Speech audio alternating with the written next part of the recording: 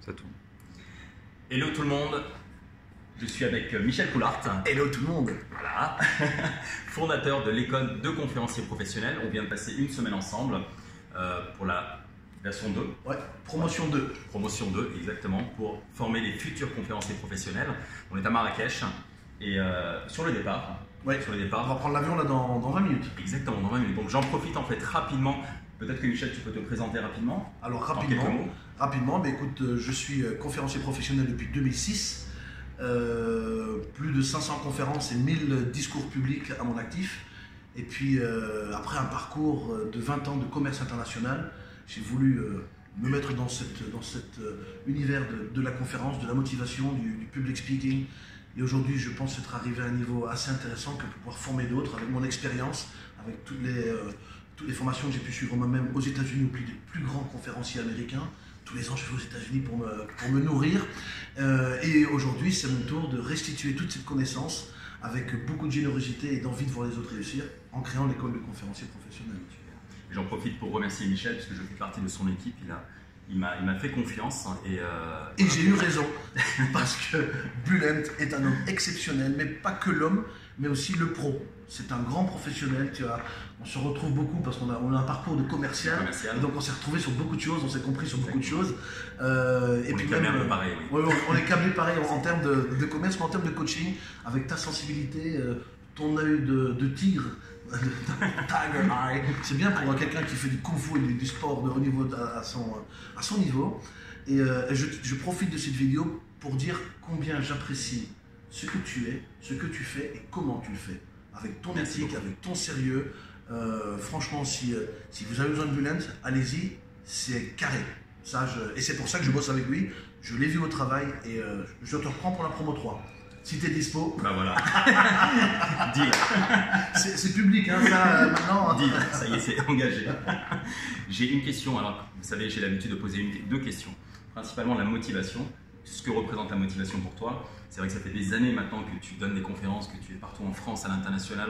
Et on a besoin, pour être dans ce rythme, dans cette énergie, d'avoir une certaine motivation. J'aimerais savoir d'où tu l'as puises, toi, et ce que ça représente pour toi vraiment la motivation. Mais déjà, c'est un état d'esprit. C'est un état d'esprit où tu as envie d'être ouvert à ce qui se passe autour de toi et envie de découvrir. C'est vraiment une énergie pour moi, la motivation. Certains disent, et je me plais à le dire dans mes conférences aussi, c'est le motif de l'action. Si tu n'as aucun sens, si tu ne donnes pas du sens à ton quotidien, si tu ne sais pas pourquoi tu te lèves, si tu ne sais pas pourquoi tu fais les choses, forcément, pourquoi tu les ferais?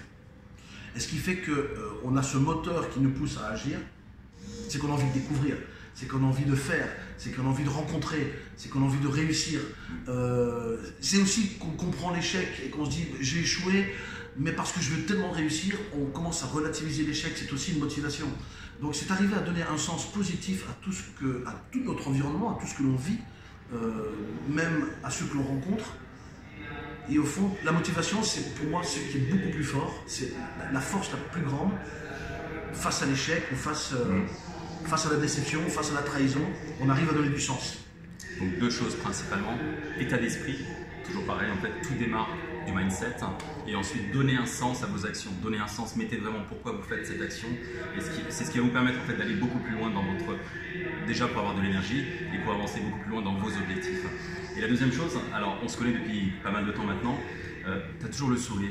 Tu as une pêche mais qui est juste incroyable. Et encore là, j'ai les lèvres gercées. Donc... tu as toujours le sourire, tu rigoles tout le temps, que ce soit à 3h du matin ou à 23h. Enfin, voilà. Ce matin, ça piquait quand même. Bon, ce matin, c'est un peu piquant. Je couche à 2h30, je se réveille à 6h, ça pique quand même. Ça pique un petit peu. Mais c'est quoi la source de cette énergie en fait? Est-ce que tu as des rituels? Est-ce que tu fais... Non, c'est même pas un rituel, je pense que c'est devenu un automatisme de vie. Je pense que c'est pour tous les automatismes à un moment donné que tu l'as appris ou tu l'as en toi. Je pense que c'est quelque chose que j'ai depuis... Enfin, je pense pas, c'est certain. C'est quelque chose que j'ai en moi depuis très très longtemps. Alors, quand je fais l'analyse de ma vie, pour moi le sourire, à la base, à l'époque, quand j'étais jeune, c'était plus une armure, une carapace, pour ne pas montrer mon mal-être. Et derrière le rire, derrière le sourire, tu paraissais... voilà, tu donnais une impression, et en fait c'était une façon aussi d'attirer le regard des autres, la sympathie des autres, la confiance des autres, parce que les gens qui rient, ça donne confiance. Et puis c'est devenu un automatisme jusqu'au jour où j'ai fait un travail sur moi, j'ai su faire tomber les masques. Aujourd'hui, je suis quelqu'un qui me sent totalement libre, mais qui comprend avec conscience pourquoi le rire apporte beaucoup plus que tirer la gueule. Pas plus tard que hier, on était au restaurant, Ouais. on avait un problème, c'est qu'on était là avec 20 personnes, et là c'était vraiment un problème. Il s'était trompé dans les réservations, on nous avait carrément oublié. L'espace de 20 personnes était attribué à une petite dizaine de personnes. Et le directeur, bon, j'étais assez énervé, hein, parce que vous imaginez, quand tu es responsable d'un événement et que tu ne peux pas t'asseoir avec tous tes élèves, c'est assez frustrant. J'ai été trouver le directeur, toujours avec le sourire, mais quand même un peu agacé, hein, parce que bon, on a le droit de montrer son agacement. Bon, pour lui, c'était impossible, il avait parlé aux gens, il ne voulait pas se déplacer. Et le sourire et la bienveillance a transformé la situation. C'est que j'ai été trouver ces gens-là, je leur ai expliqué, je leur ai raconté l'histoire, je leur ai laissé le choix eux-mêmes de se lever pour qu'ils aient conscience. Et ils se sont levés, on a pu changer de table, ça a été un petit bordel, mais on a pu se retrouver à 20. Ce sourire, c'est aussi une prise de conscience que tu ouvres beaucoup plus de portes avec le sourire que toute autre manière d'aborder les autres, les gens. Et moi, je suis vraiment le défenseur de la gentillesse et du sourire, parce qu'aujourd'hui, en pleine conscience, je sais que le sourire, ça résout, ça dédramatise, ça fédère. C'est probablement l'une des armes les plus puissantes avec la motivation. Alors, tu es motivé, tu souris, tu ouvres des portes, mais c'est incroyable. Ben, nous qui étions commerciaux, je pense que c'est la clé. Mon père m'a toujours dit que si tu veux ouvrir, le sourire en fait est une clé de serrure, simplement. Ça ouvre toutes les portes. Donc juste, la gentillesse n'est pas une tare, le sourire est une très belle énergie. Donc vraiment, voilà, moi je suis entièrement d'accord avec toi et c'est ce que j'utilise de manière naturelle. Tout à fait. Aussi, c'est vrai qu'au départ, on peut partir d'un mal-être pour cacher certaines choses, mais lorsqu'on a fait un travail sur soi et qu'on arrive dans le bien-être et qu'on arrive à garder ce sourire et qu'on a le bon mindset, ben voilà, je pense qu'on va jusqu'au bout de nos projets et en plus en étant aligné avec qui nous sommes. C'est exactement ça. Parce qu'aujourd'hui, mon sourire, je l'ai en pleine conscience, mais parfois pas. J'en ai même pas conscience mais ça devient une partie intégrante du personnage aligné, comme tu le dis très justement. Et pour moi, c'est le jour où tu me vois pas rire, c'est que je vais vraiment tellement mal. Mais tellement mal.